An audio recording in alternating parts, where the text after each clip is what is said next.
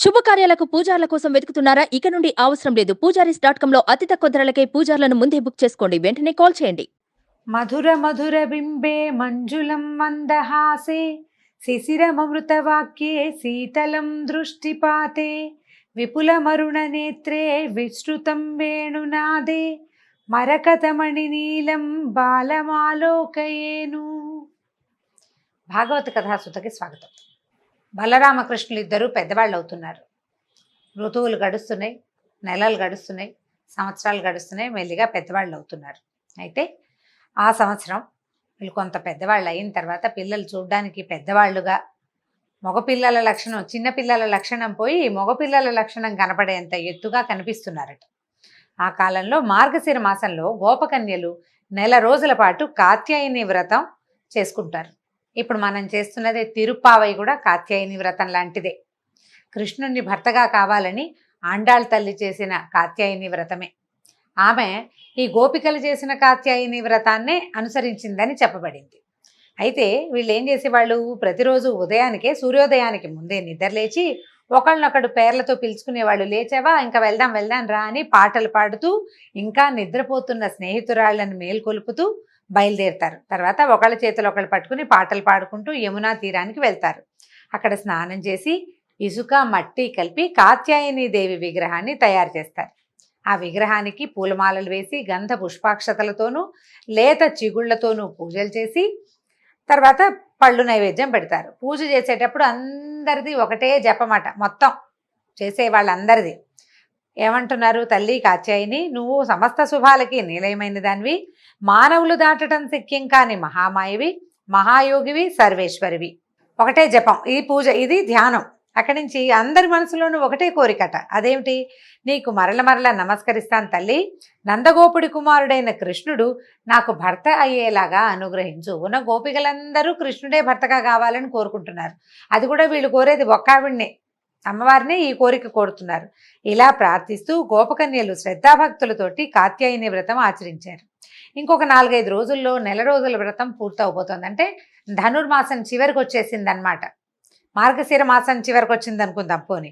వారు పాటిస్తున్న వ్రత విధానం కూడా సర్వాంతర్యామికి తెలిసింది. వాళ్ళు చేస్తున్న పొరపాట్లు సరిదిద్ది వాళ్ళకి వ్రత ఫలితం దక్కేలా చేయాలనుకున్నాడు. కృష్ణుడికి తెలుసు వీళ్ళు దేనికోసం వ్రతం చేస్తున్నారు అనేది. ఆయన ఏమనుకున్నాడంటే వీళ్ళు చేసే చిన్న చిన్న తప్పులు తెలుసు ఆయనకి. అలాగే ఏం చేశారట, ఒకరోజు వాళ్ళు రోజులాగానే వస్త్రాలు గట్టి మీద వదిలిపెట్టి నదిలోకి దిగారు. కృష్ణుడికి వ్రతము తెలుసు, వీళ్ళు ఎందుకు చేస్తున్నారో తెలుసు. ఇప్పుడు వీళ్ళని దిద్దాలి. ఎలాగా, శ్రీకృష్ణుడు ఏం చేశాడట, స్నేహితులతో కలిసి చీకటితోనే లేచి నది ఒడ్డుకు వెళ్ళాడు. స్నేహితుల్ని దూరంగా నిలబెట్టాడు. గుట్టగా పోసి ఉన్న గోపికల వస్త్రాలన్నీ చుట్టబెట్టి మూటగా కట్టి పక్కనే ఉన్న చెట్టు ఎక్కాడు. అక్కడి నుంచి ఆ కన్యల్ని ఇలా పిలిచాడట, ఓ కన్యలారా, మీరు వస్త్రాలు గట్టును వదిలి నదిలోకి దిగారు, మీ వస్త్రాలన్నీ ఇప్పుడు నా దగ్గర ఉన్నాయి, ఈ చెట్టు కిందకు వచ్చి మీ వస్త్రాలు తీసుకోండి అని పిలిచాడు. పిలిచేసరికల పైగా ఏమంటున్నాడు, ఒక్కొక్కరు వచ్చి కానీ అందరూ వచ్చి కానీ మీ వస్త్రాలు తీసుకోండి, ఈ చెట్టు దాకా వచ్చిన వాళ్ళకే వస్త్రాలు ఇస్తాను, ఇక్కడ దాకా వస్తాయి, మిమ్మల్ని నేనేమి అల్లరి పెట్టను, మాట తప్పను, కానీ చెట్టు దాకా రావాల్సిందే. గట్టు మీద యువతలికి ఉంది చెట్టు, అంటే నీళ్ళల్లో నుంచి లేచి గట్టెక్కాలి, అదే లెక్క అనమాట. అక్కడి నుంచి శ్రీకృష్ణుడి కొంటెతనం చూసి గోపికలు నవ్వుకున్నారు, కానీ ఎవ్వరూ నీళ్ళల్లో నుంచి బయటికి రాలా. మార్గశిర మాసం తెల్లవారుజామున చలి తీవ్రంగా ఉంటుంది. కొన్ని చోట్లయితే పొగమంచుతోటి మొహాలు కూడా కనపడవు, అంత మంచుగా ఉంటుంది మార్గశీర్షంలో. తర్వాత కంఠం దాకా మునిగి ఉన్నారు, మెడ లోతు దాకా నుంచుని ఉన్నారు. అందులో కొంతసేపటికి ఇంకాసేపు గడిచేసరి కల ఏదో గబాబా కాస్త నీళ్ళల్లో మునిగినప్పుడు బాగుంటుంది, వెచ్చగా నదీ స్నానం చాలా హాయిగా ఉంటుంది. కానీ క్రమంగా గాలి వీస్తూ ఉంటే చలి తెలుస్తూ ఉంటుంది. ఎక్కువసేపు ఉండరు, స్నానం చేసి 2-3 మునుగులు మునిగి కృష్ణ గోవింద దామోదర అనుకుని బయటకు వచ్చేస్తారు. ఆ బయటకు వచ్చే అవకాశం లోపలే ఈయన తయారైపోయాడు ఇక్కడ పెద్ద మనిషి. అక్కడి నుంచి ఏమన్నారు, అందరూ ఆలోచించుకుని ఓ పక్కన చల్లేసేస్తుందని, నాయన కృష్ణ, నీ తండ్రి నందగోపుడు మన గోకులానికి రాజు, బాధ్యత గలవాడు, 10 మంది నమస్కరించే పూజ్యుడు, అతని కొడుకువైన నీకు ఈ ప్రవర్తన పనికిరాదు, నువ్వు ఇలా చేయకూడదు. మేము దేవతా పూజ కోసం నదిలోకి దిగాం, స్నానం చేసి పూజ చేసుకోవాలి, మరి చలికి వణికిపోతున్నాం, మా వస్త్రాలు మాకు ఇచ్చి, అంటే గట్టు మీద పెట్టి నువ్వు వెళ్ళిపో, మేము తర్వాత వస్త్రాలు ధరించి పూజ చేసుకోవాలని చెప్పారు. చెప్పేసరికి అలా పైగా ఇంకా అంటున్నారు, మేము నీ దాసీలో, నువ్వు ఎలా చెప్తే అలా చేస్తాం, వస్త్రాలు మాత్రం ఇచ్చేయి ముందు మరి రాజుగారి అబ్బాయికి రాజ్యంలో ఉన్న వాళ్ళందరూ దాసులే, ఎంతో కొంత, బాగా కాకపోతే కొంత అయినాను. కాబట్టి నువ్వు ముందు వస్త్రాలు అక్కడ పెట్టు, నువ్వు ఏది చెప్తే అది చేస్తాం, బట్టలు మాత్రం ఇచ్చేసేయమన్నారు. కృష్ణుడు పట్టిన పట్టు వదలలేదు. వదలక ఏమన్నాడంటే, నేను అసత్యం చెప్పను, మీరు అసత్యం చెప్పద్దు. ఇప్పుడు మీరు నాకు దాసీలమని చెప్పారు, మీరు అదే నిజమైతే నేను చెప్పినట్టు చేయాలి కదా, తర్వాత ఎప్పుడో చేయడం కాదు, ఇప్పుడే, నేను ఇప్పుడు ఏం చెప్తున్నాను, నదిలోంచి వచ్చేయండి బయటికి, చెట్టు దాకా రండి, అప్పుడు బట్టలు ఇస్తాను అన్నాడు. అనేసరికల్లా ఈ చెట్టు కిందకి వచ్చి తీసుకోండి అని చెప్పేస్తున్నాడు. ఈ కన్యలు చేసేది ఏమీ లేదు, ఎంతసేపో బతిమలాడారు, అడిగారు, బతిమలాడారు, ఏం బతిమలాడినా నవ్వుతాడు, మాట్లాడతాడు, కానీ ఒప్పుకోడు, అవతలకు వెళ్ళడు, ఆ బట్టలు వీళ్ళ వైపుకి పడేయడు. తను లేచి అక్కడి నుంచి వెళ్ళటం లేదు. ఇక బతిమాలి బతిమాలి, నీ మీ నాన్నకి చెప్తావు, మీ అమ్మకి చెప్తావు, అందరికీ చెప్పేస్తావు నీ సంగతి అన్నారు. అయినా సరే భయం లేదు అబ్బాయికి, కొంచెం కూడా భయపట్టలేదు, భయం లేదు. పైగా మీరు వస్తే ఇస్తానన్న పట్టుదల మీదే ఉండిపోయాడు. ఇక ఏమీ చెయ్యలేకపోయారు, బతిమాలి బతిమాలి. పైగా సూర్యోదయం అయితే మరీ కష్టం, అందరూ వచ్చేస్తారు ఊళ్ళో జనం కూడాను. ఆ లోపల వచ్చి పూజ చేసుకోవాలి, సూర్యోదయం కాకుండా పూజకి మొదలు పెట్టాలి. సూర్యోదయం తర్వాత కూడా పూజ చేసుకోవచ్చు, మొదలెట్టాల్సింది సూర్యోదయం కాకముందు. ఇక ఎంతసేపు నీళ్ళల్లోనే ఉంటే ఈ వ్యవహారం ఎట్లా పోసుకుతుంది? సరే ఏం చేశారు, చేసేది ఏం లేక 2 చేతులతోటి సాధ్యమైనంత శరీరాన్ని కప్పుకుని నీళ్ళల్లో నుంచి బయటకు వచ్చారు. నీటిలో ఉన్నప్పుడు తెలియని చలి బయటకు వచ్చాక బాగా తెలుస్తుంది. తడి వంటి మీద గాలి తగిలేసరికి వణుకు పుట్టిపోతుంది, వణికిపోతున్నారు. కృష్ణుడు ఏమన్నాడంటే, మీరు దృఢ నిష్టతోటి కాత్యాయని వ్రతం చేస్తున్నారు, అయినా కూడా ఏం చేశారు, పుణ్యక్షేత్రం, నదీ తీరం పుణ్యక్షేత్రం, వివస్త్రలుగా నీళ్ళల్లోకి దిగారు. ఇది జలదేవతల పట్ల చాలా తీవ్రమైన అపచారం. దేవతలకి అపచారం, వివస్త్రలుగా స్నానం చేయకూడదు. ఇది ధర్మశాస్త్రం ప్రకారం కూడా ఒంటి మీద ఏదైనా నదీ స్నానము అవి చేసేటప్పుడు, మడుగులో దిగేటప్పుడు వస్త్రాలు లేకుండా దిగంబరులుగా ఎప్పుడూ నీళ్ళల్లోకి దిగకూడదు. స్త్రీలు కానీ పురుషులు కానీ ఒంటి మీద వస్త్రం ఉండాలి, దేవతలకి అపరాధం చేసినట్టు అవుతుంది. అప్పుడు ఏం చెప్పారు, ఆ దోషం పోవాలంటే మీరేం చేయాలి, 2 చేతులు జోడించి నెత్తి మీద పెట్టుకోండి, శిరస్సు మీద పైకి పెట్టాలి, గోవింద అన్నట్టు పెట్టాలన్నమాట. పైకి పెట్టి ఇక్కడికి వచ్చి శిరస్సు వంచి నమస్కరించి మీ వస్త్రాలు తీసుకోండి అన్నాడు. కన్యలు తాము చేసిన తప్పు తెలుసుకున్నారు, వాళ్ళకి అర్థమైంది తాము చేసింది పొరపాటు, ఇది చేయకూడని పనే. కాకపోతే ఏంటంటే ఈ చిన్నతనము, బాలప్రాయం అనకూడదు, కన్యప్రాయం అనుకోండి, ఆ వయసులో అడ్డు చెప్పేవాళ్ళు, ఎవరైనా చెప్పేవాళ్ళు లేకపోతే ఒక రకమైన ఇష్టారాజ్యపు ప్రవర్తన వస్తుంది. వీళ్ళు ఆ కాత్యాయని వ్రతం చేస్తే మీరు కోరిన భర్త లభిస్తాడు అన్న పెద్దల వాక్యాన్ని తీసుకుని నదీ స్నానం చేసి పూజ చేసుకోవాలి అనే వ్రత విధానాన్ని కూడా పెద్దవాళ్ళ దగ్గరే తెలుసుకుని చేయబోతున్నారు. చేసేది అదే కదా. కాకపోతే ఈ పెద్దలు చెప్పే మాటల్లో కొన్ని శుద్ధులు, కొన్ని సరైనవి, ఇది ముందు ఇది తర్వాత, కుడి ఎడమ, ఈ వివరం తెలుసుకోకుండా చేస్తే కనుక ప్రయోజనం లేదు, అపరాధాలకి గురవుతాం, అపరాధం అయిపోతుంది. ఇప్పుడు మనం కూడా చాలా చిన్న చిన్న పొరపాట్లు ఇలాంటివే చేస్తాం. దేవాలయానికి వెళ్ళాలని చాలా చక్కగా శ్రద్ధగా దేవాలయానికి వెళ్తారు, జుట్టు విరబోసుకుని వెళ్ళకూడదు, విరబోసుకుని వెళ్ళిపోతారు. ఏంటంటే ఇప్పుడు స్టైల్ అది, ఇప్పుడు మెథడ్ అది. ఇప్పుడు దేవాలయానికి వెళ్ళాలన్న పెద్దవాళ్ళ మాట ఎంత చక్కగా విన్నారో, ఆ రెండో మాట కూడా సరిగ్గా పవిత్రంగా జుట్టు కొసలు ముడి వేసుకోవాలి, లేదా చక్కగా జడేసుకోవాలి, వస్తువులు ఉండాలి, బోసి చేతులతోటి అట్లాగా బోసిగా మెడ అలంకారం లేకుండా దేవాలయాలకు వెళ్ళకూడదు. అలాంటివి పెద్దవాళ్ళు చెప్పినప్పుడు వీటన్నిటిని కూడా పాటిస్తేనే మనకి ఫలితం లభిస్తుంది. అలనాటి గోపికలకి కూడా పెద్దల మాట పూర్తిగా వినే లక్షణం ఉంది. ఇదంటే కొత్త ఏం కాదనమాట, అప్పుడు ఉంది, మన ముందు యుగంలో కూడా ఇలాంటి లక్షణాలు ఉన్నాయి. వివస్త్రలుగా నదిలోకి దిక్కకూడదని వాళ్ళకి తెలుసు. కాకపోతే ఏంటంటే తెల్లవారుజాము, ఇక్కడ ఎవ్వరూ లేరు, నిర్జనంగా ఉంది, మనమే, ఏమవుతుంది, ఎవరు చూస్తారు అని. ఎవరు చూస్తారని కాదు, చెయ్యకూడని పని చెయ్యకూడదు అంతే. ఎవరైనా చూస్తారని చేయటం, చూడలేదని పర్వాలేదు కాబట్టి చేసేయటము చేయకూడదు. అట్లా ధర్మం ప్రకారం ఇది పనికిరాదు, ఇది శాస్త్ర విహితము, శాస్త్ర విరుద్ధము అని విషయాలు మనకి తెలిసినప్పుడు శాస్త్రరీత్యానే ఎవరికి తెలియదు కదా అని కానీ, ఎవరు చూడరు కదా అని కానీ మన ఇష్టం వచ్చినట్టుగా ఇష్టారాజ్యపు ప్రవర్తన చేయకూడదు.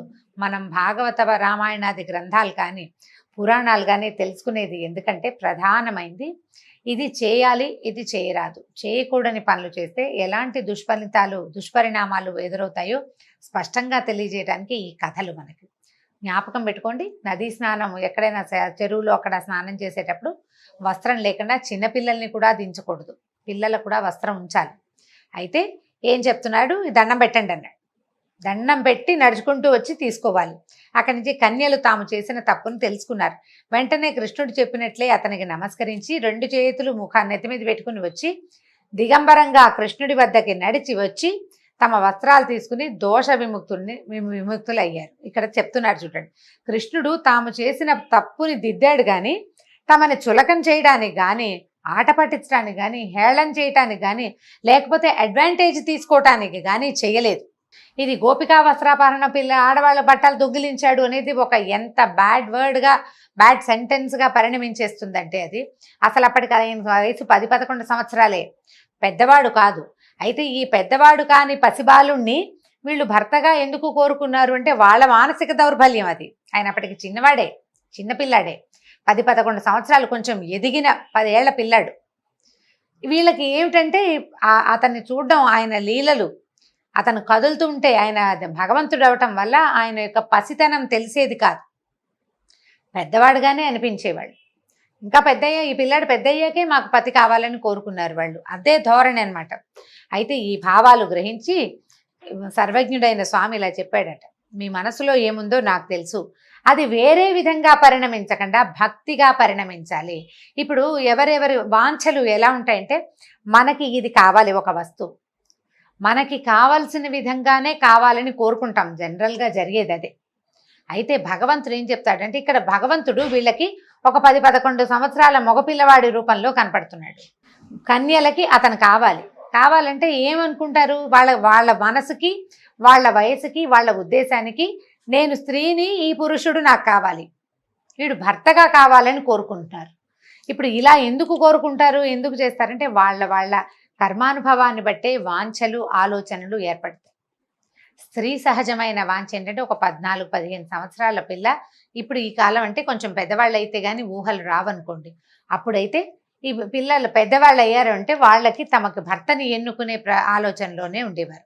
భర్తని ఎన్నుకోవాల్సి వస్తే ఇంత అందమైన వాడు, కంజదళాయుతాక్షుడైనటువంటి ఒక అందమైన పిల్లవాడు కనిపిస్తుంటే వాడే నాకు కావాలని అనుకోవటం చాలా సహజమైన సంగతి. అయితే ఎవరో ఒకళ్ళు కాకుండా ఉన్న వాళ్ళందరూ, మొత్తం గోపికలందరూ కూడా అదే ధ్యాసలో ఉన్నారు. కన్యలే కాకుండా తర్వాత పిల్లల తల్లులకి కూడా ఈ బాలుడే కావాలన్న ఊహ వచ్చింది. అతన్ని బాలుడిగా వాళ్ళు తెలుసుకోవటం లేదు,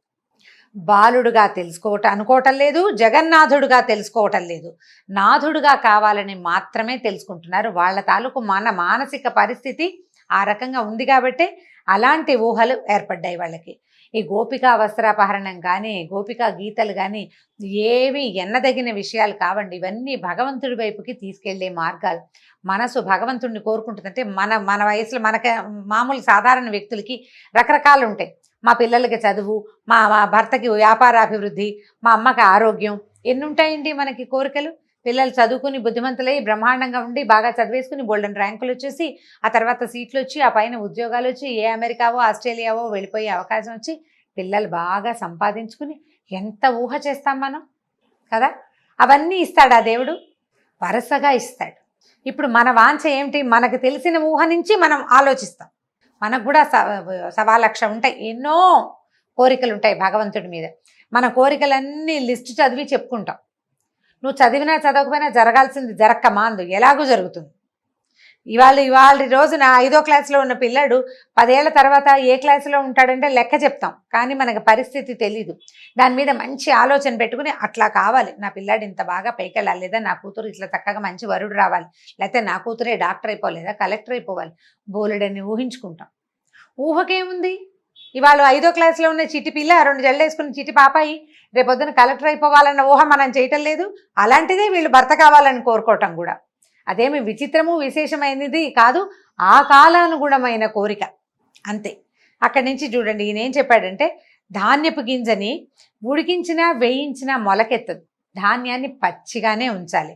అది అలాగే భగవంతుణ్ణి మనసులో నిలుపుకున్న వాళ్ళు అతనితోటి సంసార భోగాన్ని అనుభవించాలని కోరుకోకూడదు. ఇతన్ని భగవంతుడుగా తెలుసుకోకపోవటం వల్ల, భగవంతుడని తెలియకపోవటం వల్ల అతని దగ్గరున్న లీలల్ని చూసి వీళ్ళు మోహపడుతున్నారు. కానీ ఈ లీలలు చూపించేవాడు సాక్షాత్తు పరంధాముడని, మనని సృష్టించినవాడు, మనని బతికించేవాడు, రేపొద్దున మనని లయించేవాడు కూడా ఇతడేనని తెలుసుకోకపోవటం వల్ల వీళ్ళు ఇలాంటి ఆలోచన చేస్తున్నారు. అందుకని కృష్ణుడు ఏం చెప్పాడంటే, అమ్మా ఇవి నన్ను మనసులో నిలుపుకున్న వాళ్ళకి వేరే ధ్యాస ఉండదు. ఇతర ధ్యాసలు ఉన్న వాళ్ళకి నేనే భగవంతుడిని తెలియలేదని అర్థం. కాబట్టి మీ వ్రతం ఫలించింది. మీ మనసులో ఉన్న భావనలని నేను పోగొడతాను, కామనలని, కోరికలని నేను పోగొడతానని చెప్పాడు. మీరు గోకులానికి తిరిగి వెళ్ళిపోండని ఈ గోపకన్యల్ని పూజ చేసుకున్నాక ఇంటికి వెళ్ళిపోమని చెప్పాడు. ఈ గోపికలు కృష్ణుడి పాదాలనే ధ్యానిస్తూ వెళ్ళిపోయారట. దీంతో భాగవత్ కథా సుధ ఇవాళకి సమాప్తం. రేపు ఇంకో కథతోటి కలుసుకుందాం. నమస్కారం.